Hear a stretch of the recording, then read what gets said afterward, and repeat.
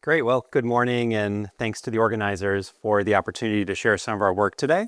I'm a physician scientist and medical oncologist here at Stanford, and my research lab focuses on the discovery of drug mechanism of action and cancer vulnerabilities. And today I'll be sharing one of our recent findings. Every week in clinic, I appreciate the remaining unmet need in solid tumor oncology. And one of the greatest obstacles to improving cancer treatment outcomes remains the relatively small number of validated therapeutic targets we have across multiple diseases. So how do we find new cancer drugs? Fundamentally, there are really two approaches that have been used. First, and most commonly, investigators or pharmaceutical companies take a target-based strategy where one starts with a carefully studied and well-credentialed molecular target, often from human genetics or tumor genomics. And then that target is used to conduct high-throughput screens, testing sometimes millions of small molecules for their ability to bind that protein target. Then one has to go all the way from that initial hit to an optimized drug that's active against cell models and then has the appropriate properties to test in a model system. By contrast, another approach is cell-based or phenotype-based drug discovery. And here we start with the cancer models themselves. This has a number of advantages, including already finding something with cell-based activity, and that can be potentially more quickly brought into the clinic. The challenge, though, historically has been going from a cell-based activity all the way to a molecular mechanism of action can be quite challenging. Starting with the cell-based approach, though, does have a number of advantages, most notably the opportunity to potentially find activities for existing molecules that could be brought back into the clinic more quickly. As this group knows all too well, drug discovery remains a challenging process, often taking upwards of a decade and $1 billion of investment to go all the way from the early stages of a discovery campaign to an approved agent. And despite this investment in time and resources, the historical success rate of drug discovery remains somewhat disappointing, with only about 10% of drugs that enter clinical development ultimately reaching approval for the original intended indication. The highest hurdle often is at phase 2, as you'll see here, due to lack of efficacy. So if a new use could be developed for one of those agents, potentially that could be tested in the clinic much more quickly. So starting a number of years ago, we were excited about the potential to tackle cell-based drug discovery more systematically. And we recognized that to do this, 3 components would be needed. First, we would need access to appropriate molecules to test in the lab. Second, we needed information-rich cellular readouts of drug activity that we could use to try to predict new treatment indications and hypotheses. And finally, and probably most importantly, we needed a way of going from a cell-based activity all the way to a molecular mechanism of action to understand how drugs actually exert their effect. And it turns out they often can act through completely unexpected targets and mechanisms. And when we launched our work, we realized it wasn't quite as simple as just buying an off-the-shelf library of drugs if we wanted to be systematic in our studies. And we launched a new effort called the Drug Repurposing Hub, where we sought to curate the active ingredient for as many drugs previously tested in humans as possible. And this consists both of a physical screening collection that has now been tested across hundreds of different screens across the full spectrum of biomedical research areas, as well as a freely available information resource annotating what targets these compounds are known to hit and how far they got in prior development. And with support from the university, we now have an expanded version of this collection available for investigators here on campus as well. To find new cancer indications, though, we really wanted to test these compounds systematically. And we know that testing drugs against cancer models called cell lines has been quite informative in order to develop new indications and discover biomarkers in the past. But typically, growing up cancer cell lines one at a time has limited the scale and capacity of these screens. So we developed an approach called PRISM, where we took all available cancer cell lines and labeled them with unique sequences, DNA sequences that we call barcodes. And this allows us to actually pool the cancer models together using an approach called PRISM and test them all at once. And at the end of a compound treatment, we simply count the remaining barcodes in the treated versus control wells. And this gives us a surrogate for cell viability. And if we do this experiment over a range of different compound concentrations, we can fit traditional dose response curves for many cancer models all at once.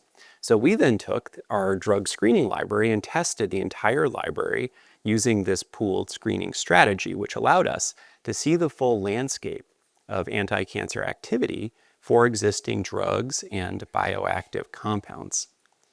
And we were especially motivated to mine this data set to look for new treatment opportunities for challenging cancers. Today, I'll show an example for a finding we hope will be helpful in the treatment of pancreatic cancer, which remains one of the most challenging solid tumors to treat, with over 50,000 deaths in the United States alone annually. And for patients with advanced disease, our mainstay of therapy remains cytotoxic chemo regimens. And even with our most aggressive combination of 3 different chemotherapy drugs shown here, a regimen called FOLFIRINOX, the median overall survival remains stuck at only around 1 year. While we hope that there'll be new targeted therapy strategies soon, it's clear that we need additional targets in order to achieve more cures in this disease. So we analyzed our screening data and came across a really remarkable result, which is that there was a drug in the collection with a code name starting with PRLX that seemed to show more activity against 2 cancer types. So it was more likely to inhibit the growth of pancreatic cancers and head and neck cancers than everything else we had tested. And there was also a strong predictive biomarker. If we looked at the molecular features of the sensitive cancer models versus the resistant, it was highly correlated with expression of a gene called TRIM21, where the TRIM21 high cell lines were much more likely to be inhibited than the TRIM21 low cell lines by this drug. So we wanted to find out more about this compound, and it turned out to have an interesting development history. It was first synthesized about 20 years ago by a company called Prolexis Pharmaceuticals, and their goal was to take this drug on the left, a tool compound called Erastin, and turn it into a clinical drug. So they performed medicinal chemistry optimization, and they succeeded in making it more drug-like and more potent. But there was a big catch. In optimizing its properties, they actually changed the mechanism of action, and it was no longer acting through the same target as Erastin. And despite not knowing how the drug worked, it was tested in 2 human phase 1 trials where they were able to establish the maximally tolerated dose, but given the lack of target-based understanding and clear indication, eventually it was abandoned and the company went out of business. So we took this compound back into our lab and wanted to figure out how it was actually working in cells. And to do this, we started with a functional genomic approach where we used CRISPR technology to knock out every gene in the genome in a pancreatic cancer model. We then cultured that mixture of genetic perturbations in a large flask and treated those cells with this drug, PRLX. And after several weeks, we looked at which genetic perturbations decrease sensitivity to the drug and which ones increase sensitivity. And we found that across the entire genome, the top hit that rescued from PRLX was TRIM21 itself. So not only was it a strong predictive biomarker, it was also functionally required for the cancers to respond to the drug treatment. We then did a screen in the other direction. Rather than knocking out genes, we overexpressed genes using a technology called CRISPR activation. And here, one of the very top hits across the entire genome that increased sensitivity was TRIM21. So this actually works in both directions. Simply by modifying expression of this protein, we can change sensitivity to the drug. So then we wondered, what is TRIM21? And this protein is an E3 ubiquitin ligase. You may remember ubiquitin ligases act by labeling proteins for destruction by the proteasome by adding ubiquitin groups. TRIM21 actually has a pretty special function in that its native function is to bind antibodies that enter the intracellular compartment.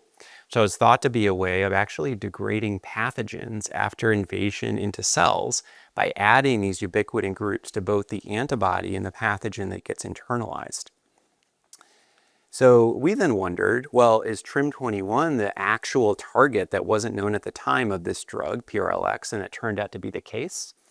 This is a high-resolution X-ray co-crystal structure that we solved, and this data was actually collected at the beamline at SLAC nearby, where we were able to see at the amino acid level the interactions between TRIM21 and this compound shown here. And we were then able to use this information to further improve the compound. And we teamed up with our neighboring lab at Stanford, the lab of Nathaniel Gray, in order to establish both the structure-activity relationship of these compounds against the new target, but also further improve their medicinal chemistry properties with support from Stanford's Innovative Medicines Accelerator. We're able to succeed in greatly improving both the potency and being able to administer these drugs through an oral route instead of the intravenous route that was previously tested in humans with the compound on the left. So then what is the downstream mechanism of action, right? So we think that these compounds are binding ubiquitin ligase, and we wondered, could this actually be an example of targeted protein degradation where you can actually reprogram ubiquitin ligase to degrade other proteins in cells? And this mechanism has been pioneered with the use of thalidomide and thalidomide derivatives. And turned out this was indeed the case. Through proteomic studies, we found that we actually specifically were able to induce degradation of all things, the nuclear pore complex. So this large gateway between the cytoplasm and nucleus gets completely degraded when we treat cancer cells with TRIM21 targeted compounds. You'll see here by immunofluorescence, the red signal is on the nuclear membrane, that's the nuclear pore complex, and that completely goes away in a TRIM21 mediated fashion. And then through a variety of orthogonal approaches, we were able to show that the underlying mechanism of action is these compounds actually act as something called molecular glues, where they can cause two proteins to stick together. They're able to enter into cells, bind TRIM21, which then recruits that complex to bind a specific nuclear pore protein. And then this results in the addition of these ubiquitin marks to the entire large complex, which then gets degraded in a proteasome and results in a programmed form of cancer cell death.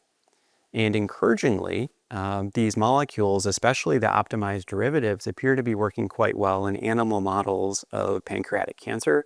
These are two different pancreatic cancer xenograft models, and you'll see that in both models we see rapid regression of these tumors after several days of dosing. And we recently reported the initial findings from this study as well, with much more work underway in our laboratories. So in conclusion, large-scale cell line screening can reveal drugs with unexpected patterns of anti-cancer activity, and these molecules often act through unusual and exotic mechanisms. We have found that a TRIM21 molecular glue mechanism may be useful in the treatment of pancreatic cancer, and we're currently studying the therapeutic index for targeting the cancer cells versus normal cells with this type of mechanism, whether these molecules might have immunomodulatory properties, and then advancing them further in preclinical drug development. So I wanted to thank our collaborators, funders, and everyone for your attention today. Thank you.